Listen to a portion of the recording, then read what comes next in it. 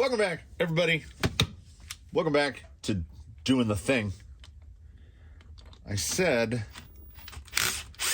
at one point, I said that RoboKitty goes to at least 11.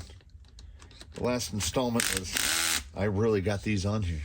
The last installment was indeed episode 11. I'm guessing this will be episode 12. In episode 12, wow, that one was not nearly as tight. We will hope to accomplish something, but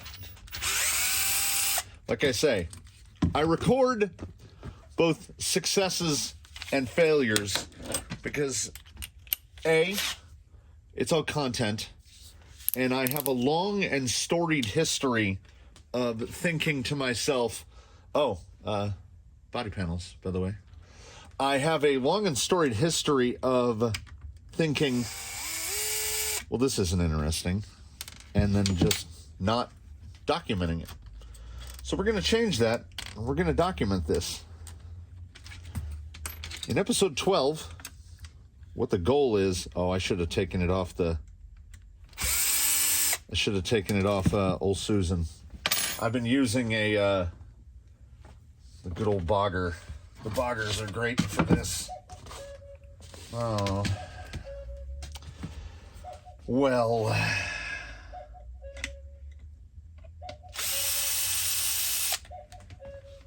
I've mentioned that clock before, the $1 clock. Was it 50 cents? Was it either 50 cents or $1? Same set of D batteries, man. Let's do this. Let's Susan the whole thing.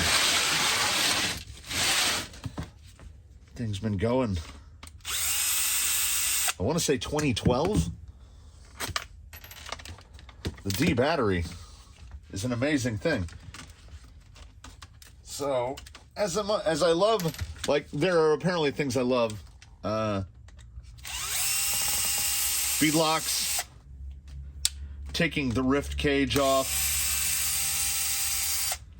because I feel like I do it twice a day. Uh-oh.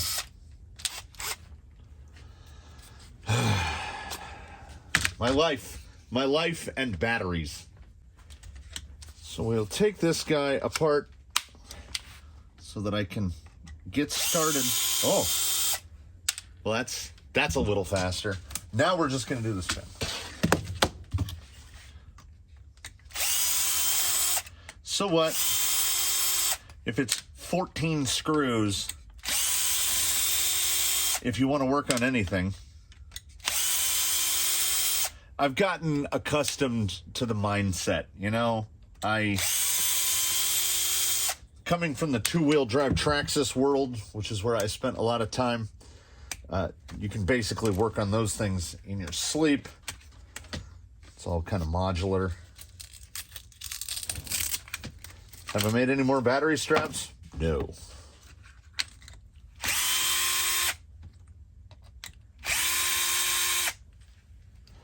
And what we are going to attempt to do, success or failure, doesn't matter. I'm currently running this 72-tooth Kimbrough spur for an RC10 GT, and it is affixed via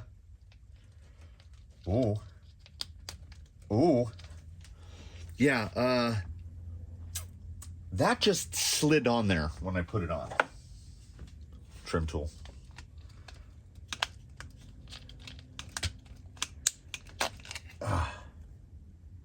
Yeah. I saw a little chunk of plastic fall out. My worry was that this is a spur adapter for a Red Cat. I think that the shaft spun in it. It's supposed to be like that D shape. There's a little bit of D shape left, but I think what happened is it spun and then basically melted onto the shaft. So I think it's done. And double worst case scenario, GPM makes a gear adapter for the Yeti that fits this. So does Integy. But, there's a tiny bit of D-shape on this side, but not much. It's almost round. Yeah, like I say, I think this is the spur adapter for an Everest 10. So it wasn't going to handle the sauce that's going on here. So we've got two things that we're going to hopefully combine to complete the story that I can't apparently finish telling. GPM and Energy both make them. I think the quickest delivery date for either product is November 25th, which is 10 days from today. So it's either we take it to the Cobb Refabble section on the other side of the tire rack, or we basically don't drive this for a week and a half. And I'm having a blast with this thing, and I want to get more testing and tuning, and I want to maybe see if I can make some links. But what we're going to try to do today is take two pieces, which are this Traxxas spur, 72 tooth. This is an T-Max. This is a T-Max spur, as the problem I was having with the Kimbrough is like there's no reinforcement in it at all. Let's see if we can get that lined up.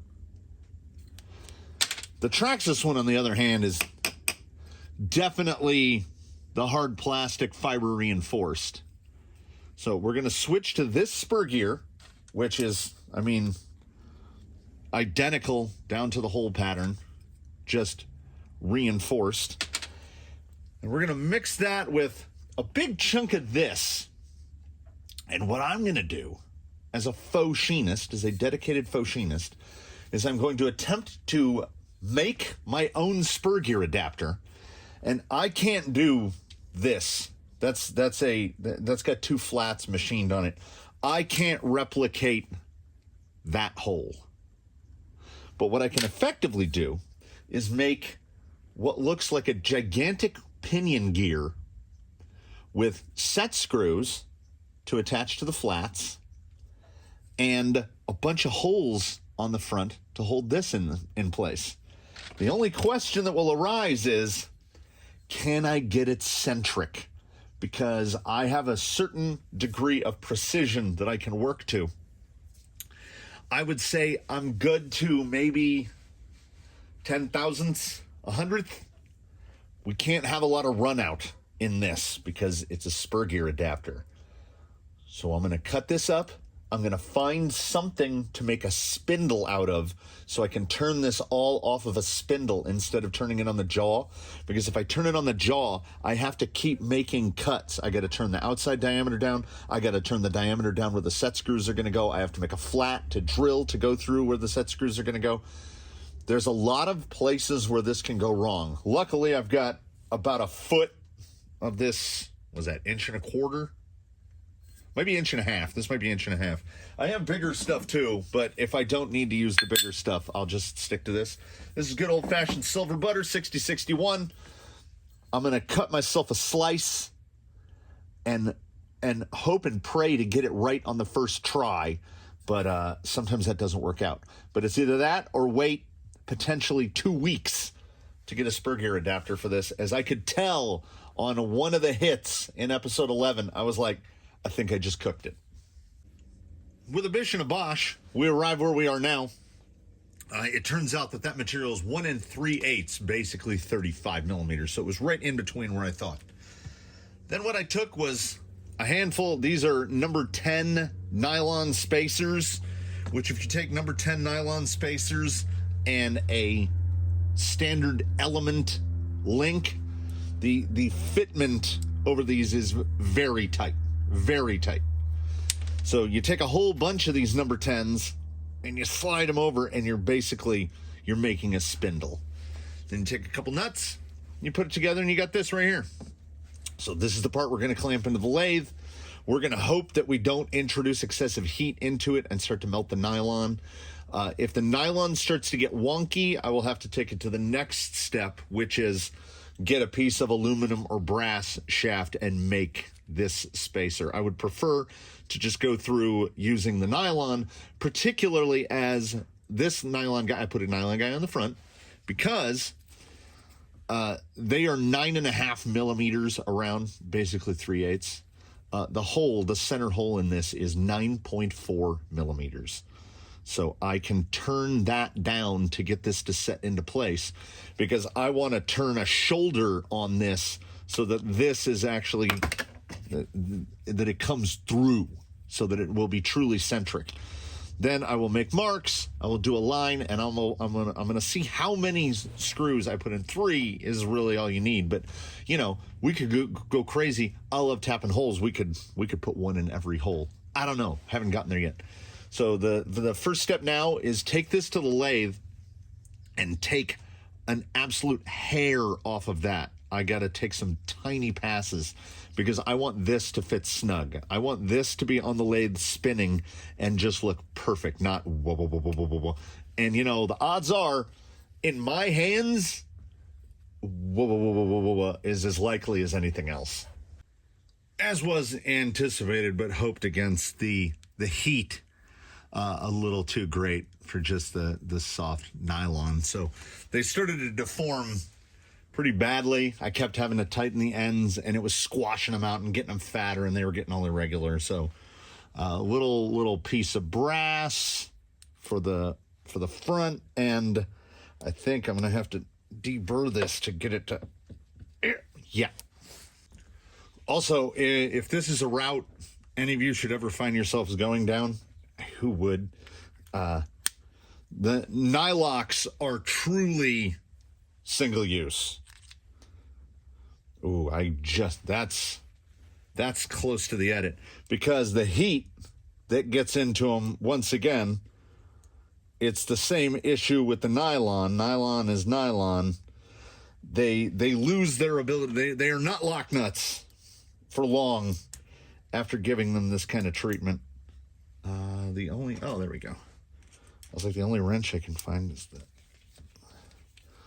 Now we're getting into a more, this is a serious thing now. I can really, you know what? Actually, it's going to be on this apparatus for a little while. Let's, all right. Hopefully we retain centrism. Well, luckily we had to change it now because we haven't gotten anything turned down to the size we needed to. So if this, now we're recentering off of this because we're not clamped off the axle, we're clamped off of this. So what I should probably do is clamp in from the front, no, we're just going to go off this. We're going to try to maintain its centric nature, but you know, like it's all up in the air right now. When things start going, they really start going. There we have what we have. We still have a tremendous amount of extra material. I've actually been off the spindle for a while, but I needed to leave the brass in place to get my centricity. Got this guy. So that's how it will sit on that shoulder. That, of course, has to be turned down. I am thinking about potentially milling a hole in the center. I have these Techno 4mm nuts that are really skinny. So maybe I can belt and suspender this and do set screws as well as a nut from the end. Let's see if we can get this...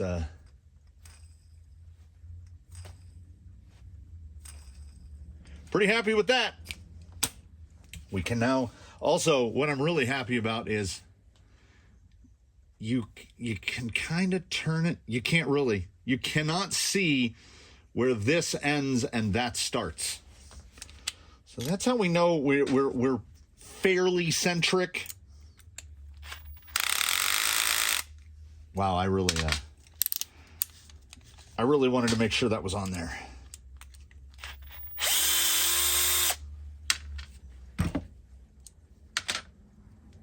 See how hard this is going to be to get apart.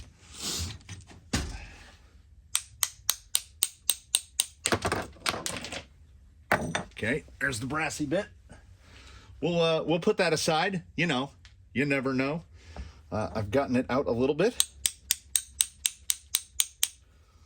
There's the line pulling apart now. Also, don't be like me. These edges where those pulled apart are insanely sharp.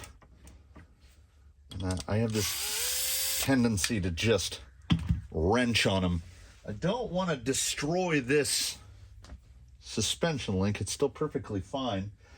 I am looking around desperately trying to find my shock pliers.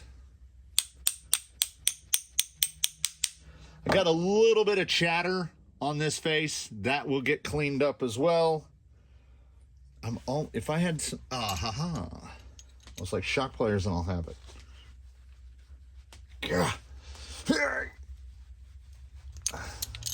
You didn't know that this is what machining was about?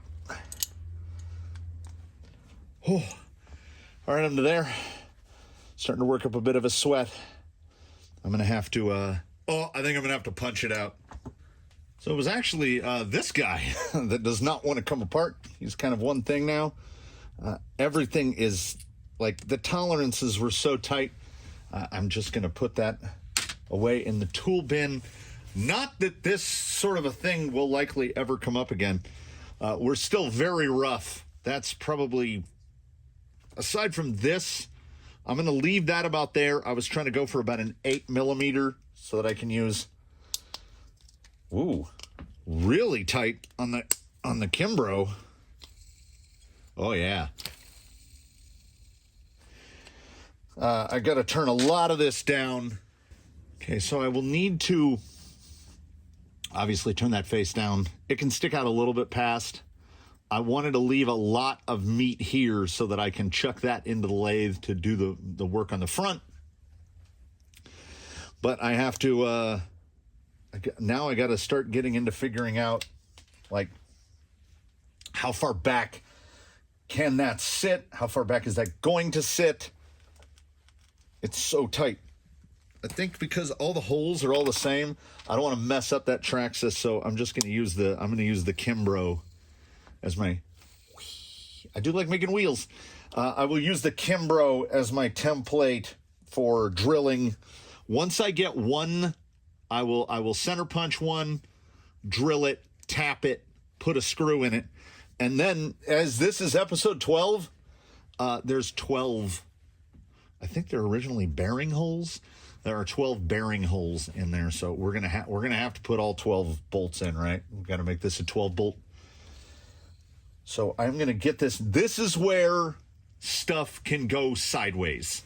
So I am probably going to put a little bit of a flat on here so that I can drill straight through, and I need to drill straight through so that I can tap this through for 3mm for set screws. I am probably going to do it as close as I can to this back edge right here.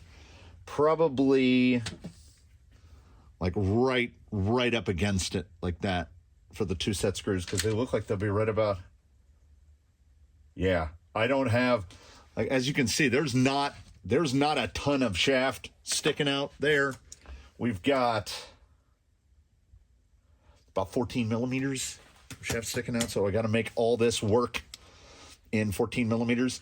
And this is the stage that I get to where I start messing stuff up, because the only thing I can grab off of on the lathe is this side, which, I don't know when I did that, is this side, which if you're grasping this side and turning this side, that's not great.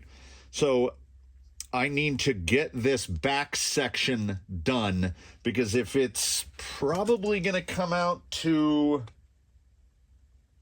well, about 7mm. 7mm is plenty to grab onto. That's what the front is right now, about 7. So the rear is actually at 12. So I got to turn 5.5mm off, just under 6mm off. That's not too bad. So I need to get this drilled, because the drilled is the most important thing. Cut it. I think I have some Traxxas washers stuffed in there. I will turn this, I will put a bevel on the back so that I don't accidentally get some impediment there. All of this is kind of me. The blood blob is getting bigger. Is me trying to embrace the 2-to-1 reduction in a Ryft gearbox, which is not enough. But I think that the amount of work that will be involved to put a different gearbox in there, I don't think I'm ready to build my own gearbox, though this guy might be the guy, you know. You can get 5mm and 8mm bore Mod 1 pinions in like whatever sizes you want. There's a place that has 8mm bore Mod 1 pinions up to 50 tooth. So I could conceivably build a gearbox that goes in here with crazy reduction. I could get like a 7-to-1 reduction gearbox, but everything might not fit together as nicely. Like, this is the heart and soul of RoboKitty as far as I'm concerned. I don't want to impede with that. So for the time being, we're going to try to work with this gearbox to the point where we're fabricating parts for it. I'm going to try to get this land cut, blood bubble a little bigger. I'm going to get these lands drilled. Oh, God, I'm crossing my fingers so hard right now because drilling through a flat, always super fun. Before I get too drill happy, I've got 3 in the standard triangle. I have these drilled. I have the rear reduced down. I remember that I have these extremely long 3mm set screws, and that's kind of a big part of why I left this wall thickness as thick as I did. That's about 3/4 of an inch across. So was that 17mm minus 512? So yeah, that's a 6mm set screw. So before we slap this aboard, yeah, still very much the way I want it. None of the cleanup has been addressed. We haven't gotten to any of that yet.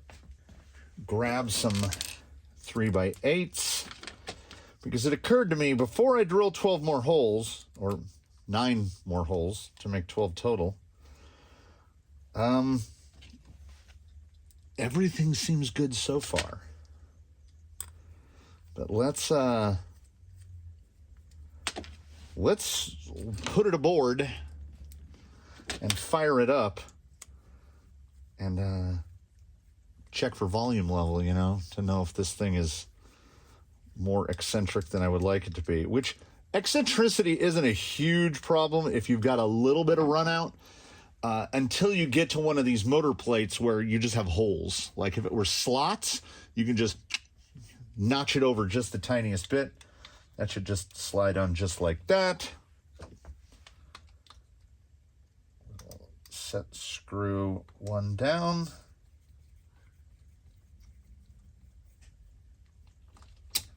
We'll rotate it around. I see axles moving. That's something. Okay, that is in place. Now we have to loosen the pinion up, because now the pinion, which is another excellent and fortunate thing, that the shaft on this Castle motor is crazy long.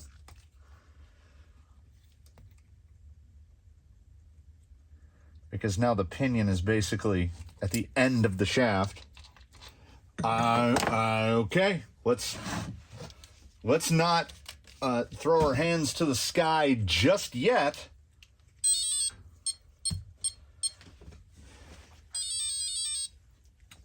Here it is. Let's go zooming, booming. Has not been power put to this yet. Oh, that's Wongus. Yeah, you can see the run out. Oh, it's got a lot of run out. Okay. I'm trying to look at where the run out is coming from. Is it just that I haven't finished off the backer plate and maybe the spur's not sitting flat. It's running out a little bit. Let's see what we've got. All right, so we'll go from right here.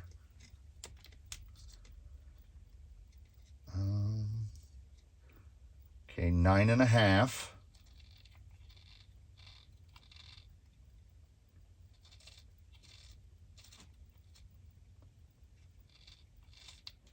Let's go to where it looks narrow.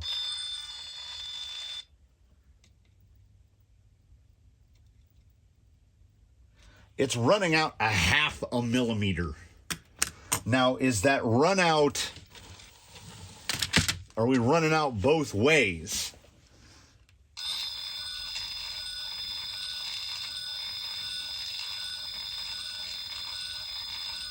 No, it looks pretty centered.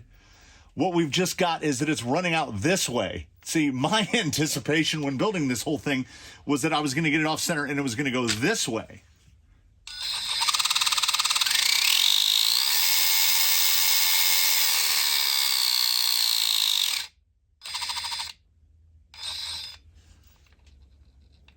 But the pinion mesh gets a little tight right there, little tight.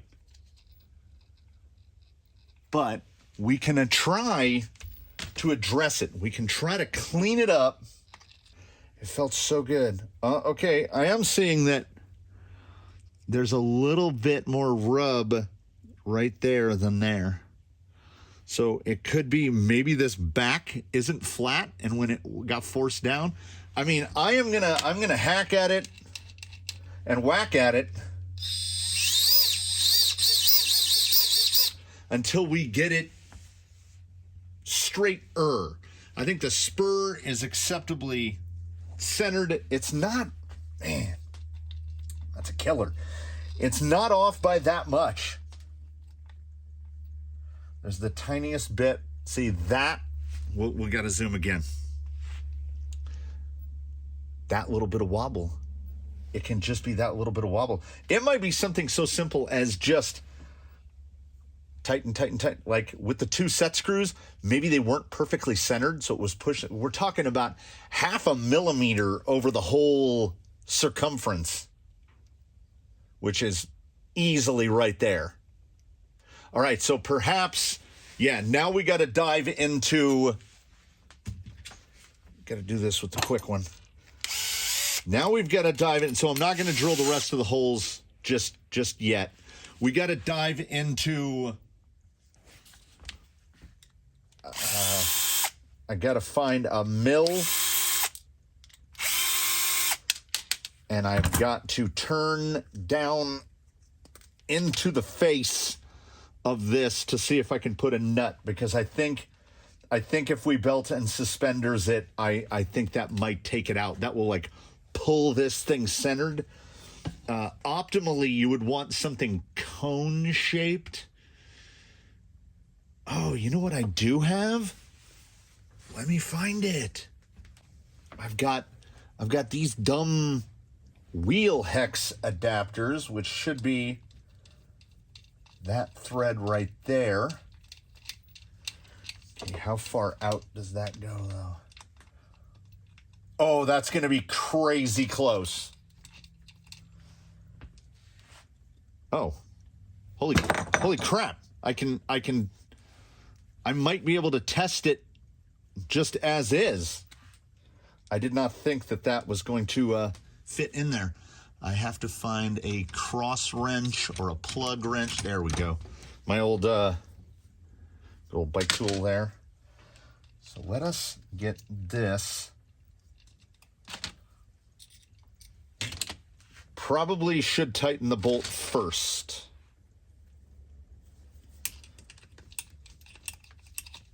Let's see how much of a spacer I need, if any. Oh man, is that gonna, okay, but is the washer too big to slide the spur over is the question. Yes, okay. I gotta do a little bit of cleanup on this. Hold on a second. So there was a little bit of, it wasn't perfectly even on the faces, front or back. So I attacked those with a little bit of, clamp it in the lathe, hit it with a file. Okay, hopefully that doesn't push it too far in. I don't want it too tight where it's binding on the bearing. Tightened. Everybody cross your fingers with me. Oh, yeah. Come on. Come on.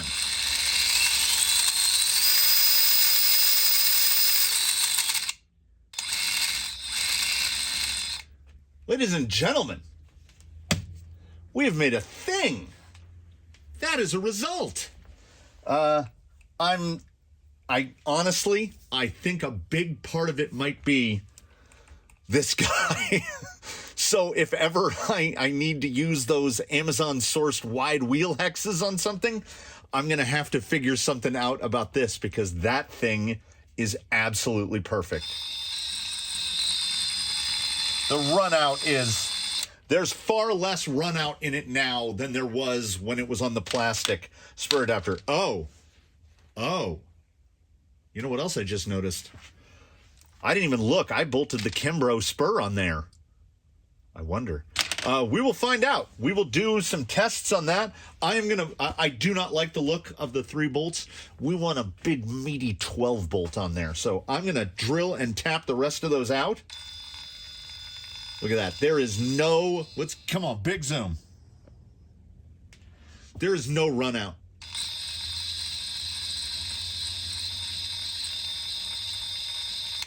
If that gearbox just had double the amount of reduction in it, we might be in a perfect world because when I did that math, I definitely figured out that the poor drag brake performance is because when this thing is in low gear, it's 2-to-1 ratio inside the gearbox in low. In high, it's 1.333 to 1. That's insane. That's why this thing, an RTR, stock out of the box with 4S in it, does 40 miles an hour. 1.33. Like, think, a Traxxas Magnum gearbox is 272. It's less than half the ratio of an SCX 10 box. Mental. Let me get this pulled back apart. Let me drill 9 more holes in it. Clean it up. I'm just going to leave the face just like that. I'm using that big adapter nut. That thing is the key. And sometimes things work out even better than you expect them to, like the fact that this works. But beyond that, look at where the screws come through. Like, I didn't caliper this. Like, see, I got to clean up those chatters. But like, look how nice those come out the back, and look at the where the set screws are sitting. They're like almost perfectly flush. I will, this guy, of course, has to be cleaned, has to get all the Relton A9 out of it, has to get all cleaned up. I'm going to leave it silver.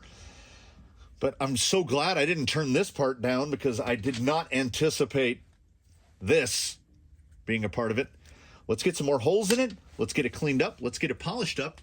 And then let's, drive it. See how it works out in the wild. It's not as heavy as I thought it would be. It's significantly heavier than plastic, but I'm pretty jazzed right now, everybody. Pretty jazzed. A little bit of cleanup. We're not building a show piece here. 12 bolt. Look at the flushness action there. Got it all cleaned out. Hit a little 400 grit, some 4/0 steel wool, kind of shine it up, make it not look as homebrew as we all know it to be. I want to get these down a little bit so I know it's not accidentally rotated off. About half a turn on either. Then we get our big bolt. Put that guy back in there. Give him a little snug there. Doesn't look like it's digging the bearing. Looks like we got a good clearance on it. Set screws down. Now we find out if we over tighten the set screws and get it off center, or if that center bolt is just going to hold it centered. Like, nothing should have changed.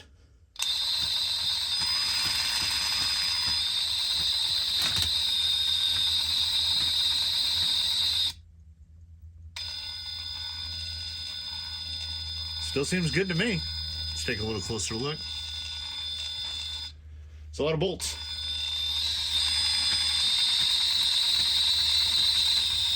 What is that? Is that a brake rotor? Oh, yeah. I was like, what is that thumping noise?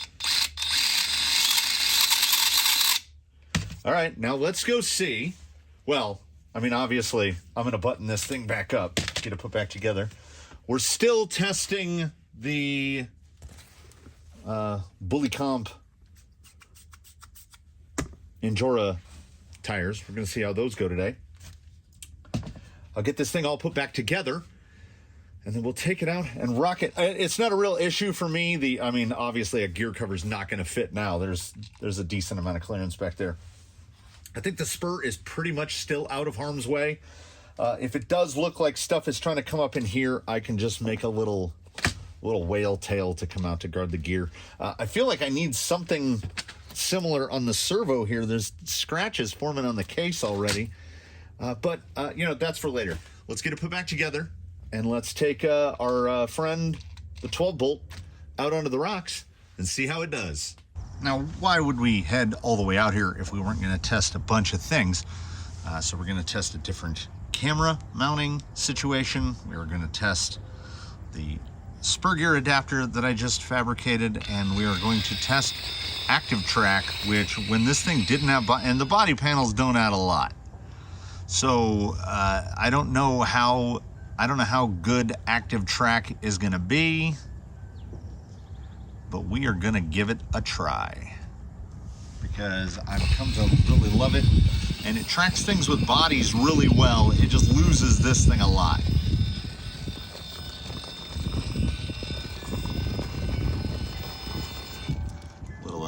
Little hang. Oh yeah, I have four-wheel steer.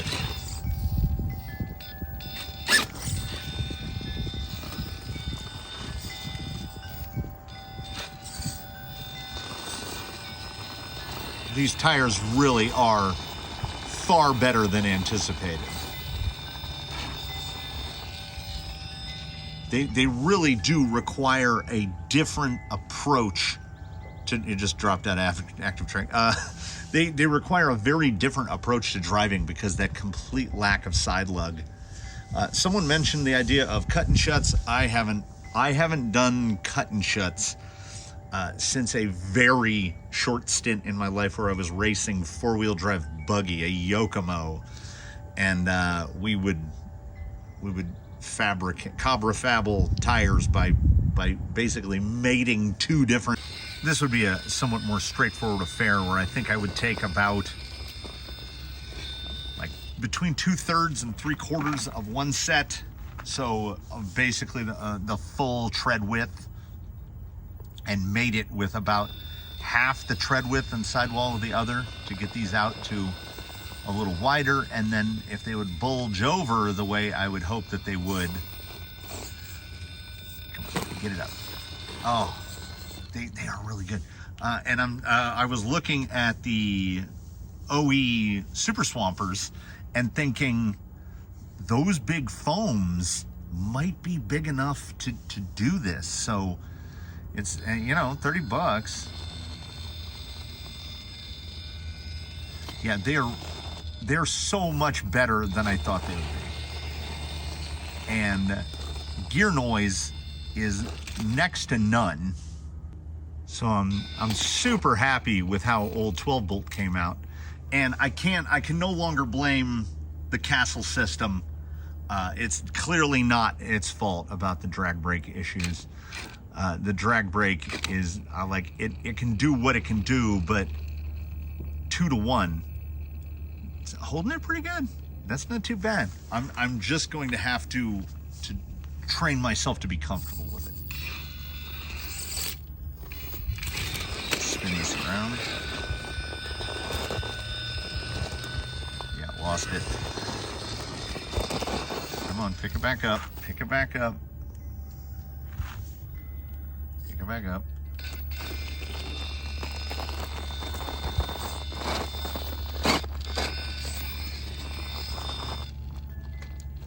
Getting a little slip on the rear steer wheel there. Yeah, like generally when a tire is this noisy, you're like, oh, the traction is not there.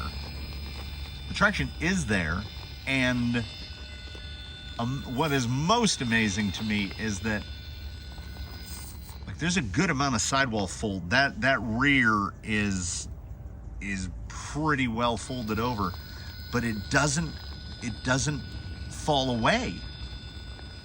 I'm one-handing this. Little slide there due to the lack of lug, but that's not a super easy section to transition by any means. I'm very happy to say that successful successes are successful. Gotta find a spot where I can breach this. A little more. There we go. Ah.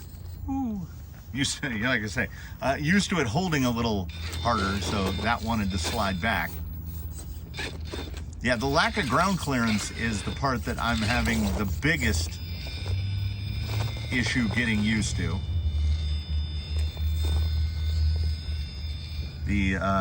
For whatever reason,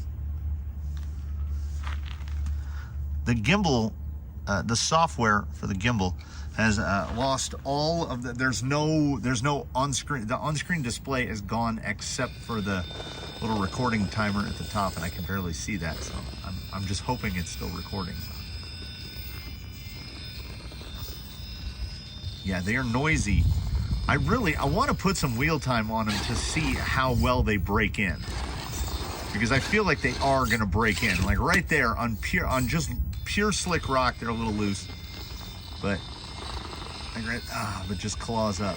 Like they're getting better. And I honestly did not pay attention to what direction I put them on.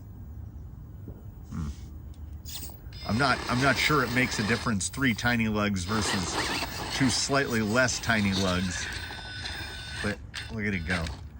If they were 6 inches tall, they might actually be perfect. Yeah, this thing drops out of active track a lot. Definitely have enough servo torque now. Okay, it was active tracking better when not in really direct sunlight. I want to get over here and look at the what direction I put the tires on. By the purest and most random of chances, I got them all mounted facing the same direction. So, I will say, not to toot mine own horn, the gimbal's having a real time. I often don't know when I'm recording and when I'm not. Oh! Drop down there. I'm really happy with the spur adapter. I think that came out swimmingly. Just going manual here. Everything is pretty good. How's that gonna hang? It just set it back down. I thought for sure that was gonna upend. Let's try to, and the drag brake, I feel like the drag brake's getting a little better. I didn't do anything drag brake related, so I don't know why it would be. Yeah, you have to use so much four-wheel steer to make up for the side button. Can we pivot, or are we gonna fall? Pretty much. Well, we can see a little bit of it rising, like jaws over there.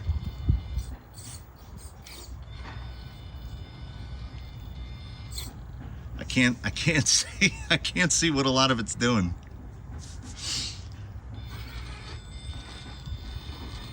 I think it's, oh no!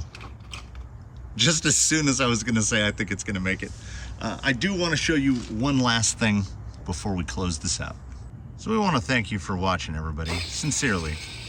And as there is still a Castle 2100 1412 in there, and a gear reduction, internal gear reduction of 12 of 2 to 1, 6 to 1 spur to pinion, and then 292 in the diffs. That gives me it's 35.04 to 1. So we have a 35 to 1 gear ratio. 4S on 2100 with a 35 to 1.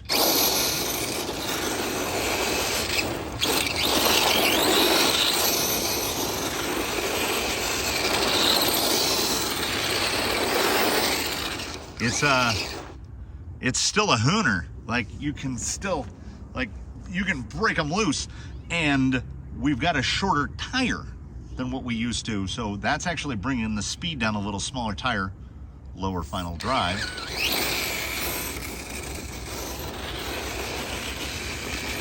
Look how, but mostly what I want to point out during the hooning, the closing hooning, is watch how stable the body, like the roll is.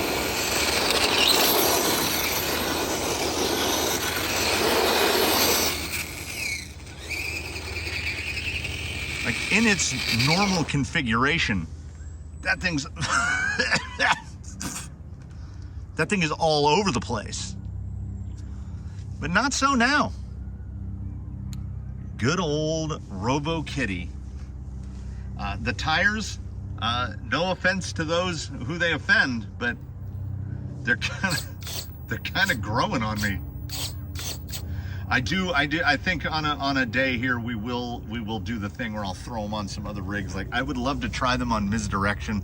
I'll throw them on there, maybe on Daphne.